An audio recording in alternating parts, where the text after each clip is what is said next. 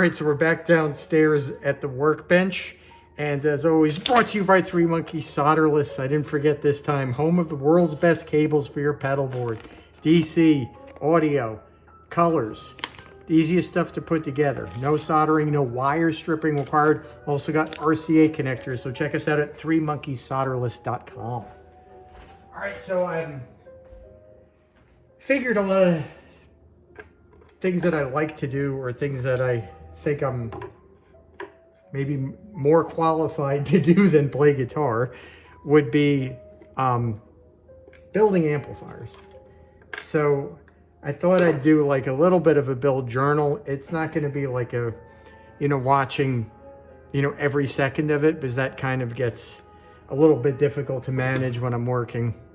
But some check-ins and things like that on the amplifier, I think would be appropriate, right? So it may look a little bit choppy or what have you as the thing progresses, and it may take a couple of episodes. I'm not sure how many videos this will be from start to completion, but we're gonna call this amplifier well, it could be. It's sort of like the amplifier that Marshall might have built, or maybe never built, maybe should have built. Something along those lines. So it's kind of like a dream kind of like amplifier. So this is for my friend Tim. And Tim had sent me an original Blues Breaker cabinet, a pinstripe Blues Breaker cabinet, from probably 68, around there, that he had acquired without any internals, without anything really, no speakers, no internals. It was just kind of a cabinet. And it's, a really cool cabinet, had the great, had good cloth on it. The Tolex was straight on it. It was missing back panels. It was missing, obviously, a few other things, but what I proposed to do, and what he asked me to do, was to build an amplifier for it. So that would be, a super tremolo amplifier is what would have been in there, or a tremolo amplifier. And, that would be sort of akin to the Style 2 Blues Breaker. So what I'm going to do is I'm going to build something like a super tremolo, but I'm going to make it like a 65 JTM 45, right? And sort of forego that ridiculous trim circuit that's in it. I know some people might like it, so forgive me. I mean, I've made those Style 1 and Style 2 Blues Breakers back in the Blockhead day with the, original type tremolo unit that was using the transistor sort of to create the oscillator for the system. But I just find it really takes away from the amplifier. And, if you really need tremolo, there's other ways of getting it. And that tremolo particularly, it wasn't like it was, like a harmonic tremolo from a Fender, or, a really cool kind of really swelly, vibey tube kind of trim. This was more like a bap, bap, bap, bap kind of trim, and it was really awful, in my opinion. So get rid of it, right? So what I'm doing is I'm taking a chassis. I've made a chassis for him. Now this chassis... All right, so we were rudely interrupted by the emergency network alerting me that I'm about to die in a flood. Of course, that means that I'll probably just see some raindrops outside as usual. So anyway, I had to shut down the phone as it was beeping like nobody's business. So anyway, so where was I? We were talking about the chassis. All right, so the chassis is a chassis I'd made. I probably made this chassis in 2001 or 2002 during the Blockhead days, and it was, an aluminum, aircraft aluminum chassis, bent and welded on all 4 corners. Did that, and then decided to create the circuit that I want inside the chassis. So I've already started on it, and I've gone ahead and done some of the work before. I figured maybe I should make a video out of this, but I cut out our socket holes, a couple holes for our filter capacitors, for our power transformer, our output transformer, and our choke. So what I'm going to do is it's going to be tube rectified 5A Air 4 GZ34 type tube rectifier, It's going to have filtering that similar to what you would have around like the time of 65. So I'm going to do something a little bit different. I'm taking some liberties here because I sort of know what I like at this point and what is going to make this, I think, rock. So I'm going to use 32 mics that will be hanging off the recto for the center tap, for the main center tap of the output transformer. I'm going to use then a 32 for the screens and a 32 for the phase inverter. And I'm going to use a single 32, maybe a 16, I'm going to see, because I kind of go back and forth between those for a shared power node for both the cathode follower as well as the first tube preamp, right? V1A, V1B, and V2A and B will all share the same filter node. So that gives you this sound that the JTMs had. That's kind of like, you know, you're playing the power supply on amplifiers a lot. I think that's often mistaken with people, is that, you know, this is a voltage, in a way, a voltage and a current amplifier. And the voltage that you're amplifying, or in the current that you're amplifying and modulating, right, is derived from the power supply, which is your power transformer, your filter capacitors, your rectifier. All of that goes to make the thing that you're going to modulate into sound. So if that is different, your sound is going to be different. It's sort of like you play the power supply in these amplifiers. So making a power supply changes or optimizing that is a really good way of getting different sounds.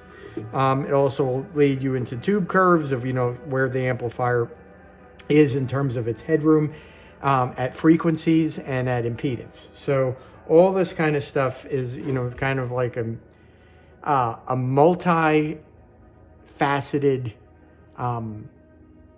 you know, unique, synergistic organism is really what it comes down to. So I'm going to do some things that I think are going to really make this thing sound good. So I'm using some blockhead plates on this thing. So for the front of the amplifier, I've already started drilling, but this was an original blockhead. I'm going to take off the tape here because it was just taped on. I'll explain that. Original blockhead panel that was made, you know, probably around that time, 2001, 2002, somewhere around there. And it's a Brian Poole model front. So that's kind of interesting. The BP was sort of never on a Marshall, but it was on blockhead. So there was a particular amplifier at Solid Body Guitar in Minnesota that Kenny really liked. And he called it the Brian Poole head, as it was one of sort of like, if you look in the Doyle book, there'll be these amplifiers that were built for Brian Poole and the Tremolas. And they were sort of a white JTM 45 kind of head. And I was making copies of that thing. So it was an interesting head. It had Mark II panel on the front of it. And it used, that's good. It used for nomenclature on the front panel, high treble loudness and normal loudness, which loudness 1, loudness 2, right? Which I thought was kind of cool. So you'll see throughout the years, you know, Marshall changed these nomenclatures a little bit over time. So this is using that Brian Poole sort of nomenclature for it, for the front panel. So the way that I do things is I basically have these panels, you know, they're laser cut, and then I will drill through a pilot hole as to where all the holes are going to be, right? And then I mount that particular panel on the particular chassis, tape it on, and then I drill through the pilot holes to mark on the aluminum where those holes should go. So that way I can pretty much, you know, use my chassis for whatever I want, given that they're the appropriate size. And that, you know, I'm doing it, I don't have my chassis, you know, punched. They're not made, or back then anyway, they were not made like a factory would make them. They were handmade. So all of this has to be done by hand, and I'm going to chase these out with a unibit to get them to the right size. The chassis itself is the right size for a Bluesbreaker Style 1, which would be a little bit different than a Style 2 chassis, But the Style 2 chassis was also steel, and the Style 1s were aluminum. So this is kind of like a Style 1 chassis that'll go into a Style 2 blues breaker. That's kind of like a JTM 45 built around the time of Brian Poole and the Tremolos. So I hope I've taken enough liberties there in terms of what this should be, and as I gulp on my pink drink. So what I've done thus far is obviously cut out what I need for all the different parts. I've built my circuit card here out of this red phenolic. I've staked it already to where everything needs to go. And I've started to sort of, attach the leads. So I've got it mounted on the standoffs inside the chassis, and then I basically just kind of, we'll take my wire and I'll just like feed it through, attach it to the turret, pay it out to where it should be on the chassis, right? So sort of where I want it to be relative to the presence, bass, middle, treble, volume, or the 4 inputs, clip it off. And once that's all done, I will load the board with I'll actually take the board out. I'll put in all the other parts. When all the other parts, the transformers, the sockets are in, all that kind of stuff. And I've got some preliminary wiring done. I'll drop this board back in and I'll start to load the components onto it. So in this case, the components go on last. So that's kind of the way I'm going to do this. I might, if I was going to make, 10 of these, I would probably, make a wiring jig, and I would attach, I would basically get a piece of MDF. I would attach the chassis to it. I would mark out where all the sockets are and all the filter capacitors and all the pots. And I would mount the board on that piece of MDF.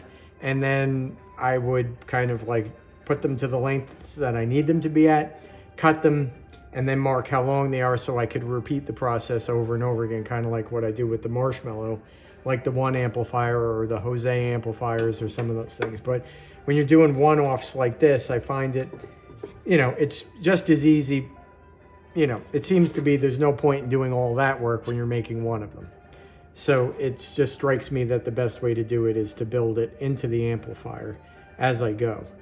Now, I do have the back panel to still sort of attach, and I'll show you how that goes. So let me see if I could grab the back panel and show that to you. All right, so back from finding the back panel for the amplifier, and this is what it looks like. So it's white with gold. It's the Super Tremolo Mark IV. We're not obviously putting the tremolo circuit into the amp because it's substandard, so we're going to leave that not drilled. So I'll show you sort of the procedure from here. So it's sprayed gold on the back, so I have to get my drill, and that fills in the gold lasering. And then you just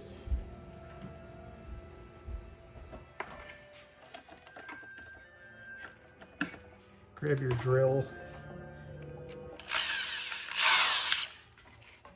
We're going to just go through the X's that are the guides for where these go. We're going to skip the foot pedal. And that's it. So now it gets mounted on this with some tape. So I'm going to do that over here on a flat surface.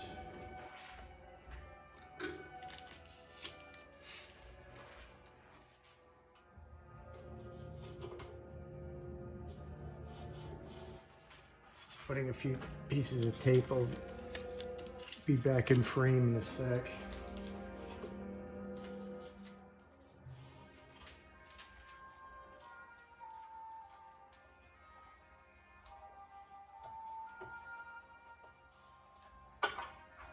All right, so now it's taped onto the chassis.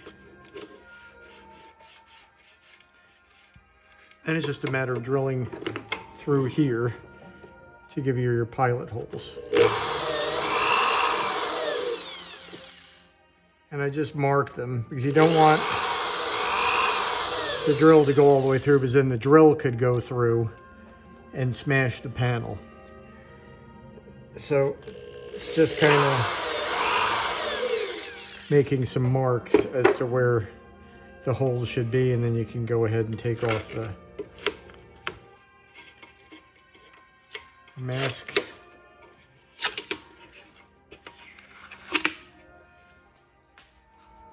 Put that away. And then you can go ahead and just chase out the pilot holes. And then it'll be ready for going onto the drill press and expanding them to the proper diameter. So that is the next step, would be to go down and get on the drill press and start using the unibit to chase out all these holes to accommodate the power switches, the indicator lamp, presence space, middle treble, 2 volumes, all potentiometers, 4 inputs, 1 speaker jack, a fuse, and then the mains power cord, which I'm going to use an attached power cord for this because it's a combo. And I don't like using the IEC connectors a lot for combos because they tend to fall out. And I think it looks more vintage this way, considering, you know, kind of the look of the amp. So that's what I'm going to do. So I think this would probably be a good place to stop for the day.